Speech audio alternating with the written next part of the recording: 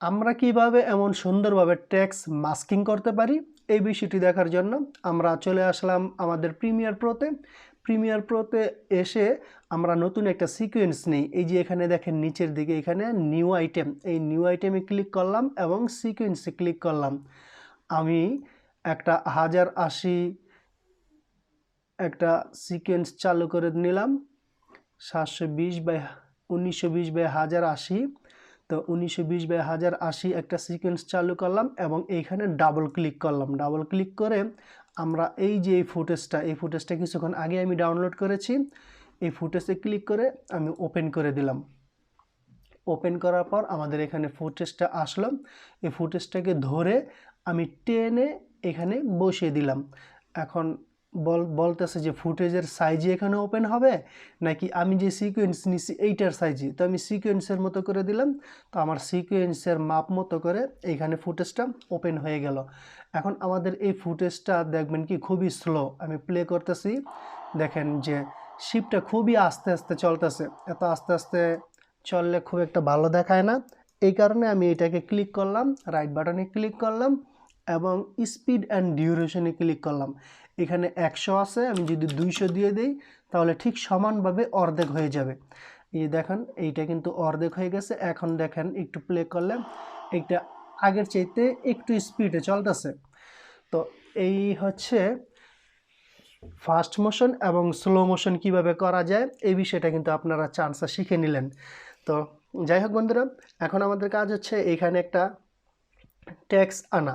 তো টেক্সট আনার জন্য আমরা এই যে এখানে এই যে টেক্সট টাইপ টুল, এই টাইপ টুলে ক্লিক করলাম এবং এইখানে আমরা লিখে দেই আফিফ হাসান। তো আমি এইখানে আফিফ হাসান লিখলাম। আফিফ হাসানটা লেখার পর আমি এইখান থেকে মুভ টুলে ক্লিক করি, দেখি আমার এইটা মনে হয় আর একটু ছোট বড় করা লাগতে পারে, আর একটু ছোট করা লাগতে পারে। তো এইখানে দেখতে আমার খুবই সমস্যা হচ্ছে, আমি একটু বড় করতে চাই। তো বড় করার জন্য এই যে এখানে দেখেন ফিট, এখানে ফিট লেখা আছে। এই ফিটের এই অ্যারোতে ক্লিক করলে আপনারা 25%, 50%, 75% এরকম পার্সেন্ট পাবেন। তো আমি একটু 50% করে নেই। 50% করে আমি দেখি আমার লেখাটাকে আরেকটু ছোট করে নেই আমি। হ্যাঁ, আরেকটু ছোট করে নিলাম। হ্যাঁ, এই সাইজটাই আমার খুবই সুন্দর আসতেছে। এখন আমি আবারও ফিটের মধ্যে ক্লিক করি। ফিটে ক্লিক করে দেখি আমার লেখাটা কি মাঝখানে আছে নাকি মোটামুটি। হ্যাঁ, মোটামুটি মাঝখানের দিকেই আছে, থাকুক এই জায়গায়। তো এখন এই লেখাটাকে আমি বড় করে দেই, একেবারে আমার পুরো ফুল ফুটেজের মতো করে নেই। পুরো ফুটেজের মতো করে নিলাম। আমি আবারও কাজটা করার জন্য আমি এইটাকে 50% করে নিচ্ছি। তো 50% করার পর এই যে আমাদের যে টেক্সট লেয়ারটা আছে, এই টেক্সট লেয়ারটাকে আমাদের ডুপ্লিকেট করতে হবে। ডুপ্লিকেট করতে হবে কেন, এটা আমি একটু পরে আপনাদেরকে বোঝাচ্ছি। আপাতত আমি এটাকে ডুপ্লিকেট অল্টারে ধরে মাউসের লেফট বাটনে এখানে ক্লিক করবেন এবং অল্টারে ধরে একসাথে একটু উপরের দিকে মানে ঠেলা দিলাম বা ড্র্যাগ করলাম। দেখেন যে আমার এটা কিন্তু ডুপ্লিকেট হয়ে গেছে। এখন আমি এই নিচের যেই চোখটা আছে, নিচের চোখটাকে বন্ধ করে রাখি, তাহলে এইটা আর আমাকে কোনো ধরনের সমস্যা তৈরি করবে না। আমি ওপরের এইটাতে ক্লিক করলাম। ওপরেরটাতে ক্লিক করে আমার কাজ হচ্ছে এখন মাস্কিং করা। এটাকে কিভাবে মাস্কিং করি, তো লঞ্চটা আমার সামনে আসুক। এই যে দেখেন লঞ্চটা মোটামুটি কিন্তু আমার একেবারে সামনে চলে আসছে। এখন আমি এটাকে মাস্কিং করব। তো মাস্কিং করার জন্য আমাদের এই যে ইফেক্ট কন্ট্রোলসে চলে আসব। ইফেক্ট কন্ট্রোলে চলে এসে আমরা এখানে দেখব যে আমাদের টেক্সট টুল কোনটা। এই যে দেখেন টেক্সট এবং আফিফ হাসান লেখা আছে, এই যে টেক্সট এবং আফিফ হাসান, এইখানে আমরা ক্লিক করব। এইখানে ক্লিক করে আমি এই যে এইখান থেকে এই রেক্টেঙ্গুলারটাকে ক্লিক করতেছি, এইটাই হচ্ছে আমাদের মাস্ক টুল। এইটাতে ক্লিক করতেছি এবং দেখেন যে আমি এইটা যেদিকে নিতেছি সেই দিক থেকে কিন্তু আমাদের লেখাগুলি মুছে যাচ্ছে। তো এইটা হচ্ছে মাস্কিং করা। তো আমি এটাকে একটু সাইজ করে নেই, এই দিক থেকে আমি সিলেক্ট করে একটু ছোট করি, তারপর এই দুইটাকে একসাথে সিলেক্ট করে একটু এই পর্যন্ত এনে নিলাম। আরেকটা বিষয় হচ্ছে আপনারা খেয়াল করবেন এই মাস্ক টুলের এই ফেদারটাকে আপনারা একেবারে কমিয়ে দিবেন। তো এইখানে 10 ফেদার অটোমেটিক দেওয়া থাকে, আপনারা এই ফেদারটাকে কমিয়ে নেবেন। কমিয়ে নেওয়ার পর কাজ হচ্ছে এই যে মাস্ক পাথের এইখানে দেখেন মাস্ক পাথের এইখানে টগল অ্যানিমেশন, এই টগল অ্যানিমেশনে ক্লিক করে দিবেন। তারপর থেকে কিন্তু আপনার অ্যানিমেশনটা চালু হবে। তো এইখানে ক্লিক করার পর দেখেন কি যে এখানকার কিন্তু আপনার যে চিহ্নটা মাস্কের যে চিহ্নটা ছিল চারপাশে যে বর্ডার ছিল বর্ডারটা কিন্তু চলে গেছে। এখন এই বর্ডারটা আপনি কোথায় পাবেন? এই বর্ডারটা পাওয়ার জন্য আপনার এই মাস্ক 1 লেখা আছে, মাস্ক 1, এই মাস্ক 1-এর মধ্যে ক্লিক করবেন। দেখেন 1-এর মধ্যে ক্লিক করার সাথে সাথে কিন্তু এটা ভেসে আসছে। তো এখন আমাদের লঞ্চটা একটু আমি স্পেস বাটনে ক্লিক করি, লঞ্চটা একটু চললো, এই দেখেন লঞ্চটা একটু সামনের দিকে এগিয়ে গেল। আমি এখন এইটাকে ধরে এই পর্যন্ত এনে দিলাম, আবার ওই স্পেসে ক্লিক করলাম, এই দেখেন লঞ্চ একটু একটু করে চলতেছে আর আমি একটু একটু করে সামনে আগিয়ে দিতেছি। আমি কিন্তু অনেক লম্বা করে নিতেছি, কিন্তু আপনারা কিন্তু 1 ফ্রেম 2 ফ্রেম একেবারে ছোট ছোট করে কাজটা করবেন। তো এই যে এমন বড় বড় করবেন না, আমি কিন্তু খুবই বড়ভাবে তাড়াতাড়ি ভিডিওটা শেষ করে ফেলতেছি। তো এমন করে একটু লঞ্চ চলবে বা একটু গাড়ি চলবে, আপনারা যেই জিনিসটাকে মাস্কিং করবেন এমনভাবে করে নেবেন। এই দেখেন আমার মাস্ক কিন্তু করা হয়ে গেছে। এখন যদি আমি এখান থেকে প্লে করি,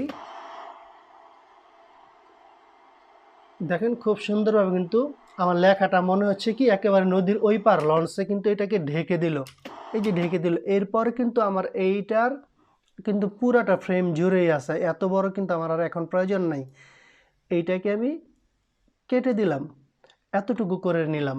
আর এই যে নিচের যে ফ্রেমটা আছে, নিচের ফ্রেমটাকে আমি এইখানে আনি আর ভিডিও ফুটেজের সমান করে দেই। এখন আমাদের কাজ হচ্ছে এই যে এখানে যে চোখটাকে বন্ধ করে দিয়েছিলাম, এই চোখটাকে এখন খুলি আর এখান থেকে প্লে করি। দেখেন এই যে এইখান থেকে কিন্তু আমাদের এইটাকেও মাস্ক করতে হবে, যেন এই লেখাটা যদি নদীর ওই পারে থাকে তাহলে আগে তো দেখা গেছিল ঢেকে গেছে, এখন যদি লঞ্চটা আবার পার হয়ে যায় তখনই যেন লেখাটা দেখা যায়। এইটার কারণে কিন্তু আমরা এইটাকেও অ্যানিমেশন করব।